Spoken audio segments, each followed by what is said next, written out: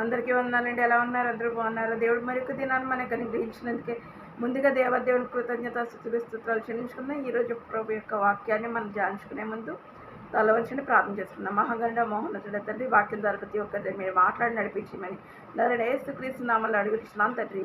ఆమేన్. ఆమేనండి. అందరూ కూడా ఆమెన్ చెప్పారండి. పరిశుద్ధ వాక్యాన్ని మనం ధ్యానించుకుందామండి. మత్తయి సువార్త 4వ అధ్యాయము 2వ వచనం. మత్తయి సువార్త 4వ అధ్యాయము 2వ వచనం అండి. 40 దినములు 40 రాత్రులు ఉపవాసం ఉండిన పిమ్మట ఆయన ఆకలి కొనగా. ఇక్కడ ఎవరు ఉపవాసం ఉన్నారండి? ప్రభువైన యేసుక్రీస్తు వారి 40 దినములు ఉపవాసం ఉన్నారంట. 40 దినములు అంటే ఉదయము రాత్రి కూడా అంటండి. మనము కొంచెం సేపు ఉపవాసం ఉండటం వలన చాలా సొమ్మసిల్లిపోతాం. కానీ దేవుడు ఆయన పగలు రాత్రి కూడా ఉపవాసం ఉండి ప్రార్థించారండి. అసలు ఉపవాస ప్రార్థన అంటే ఏంటి?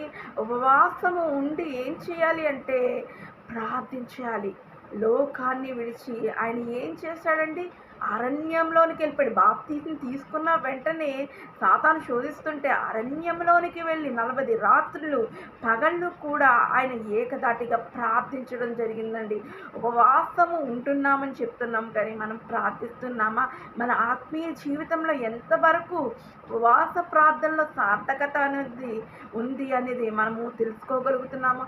ఒక్కసారి ఆలోచించండి. ఉపవాస ప్రార్థన నామకార్థంగా చేస్తున్నావా, లేకపోతే నీవు దేవాతి దేవుని స్మరించుకోవడానికి చేస్తున్నావా? ఉపవాస ప్రార్థన అంటే ప్రార్థించుకోవడం. ఉపవాస ప్రార్థనలోనే ఉంది కదండి ప్రార్థన. మరి ఉపవాసం ఉండడం అంటే ఏదో తిండి తినడం అది కాదండి. మనస్సు లీనమై దేవుని ఆరాధించడం. క్రైస్తవ్యం అంటే మతం కాదండి, క్రీస్తుని ఆరాధించడం.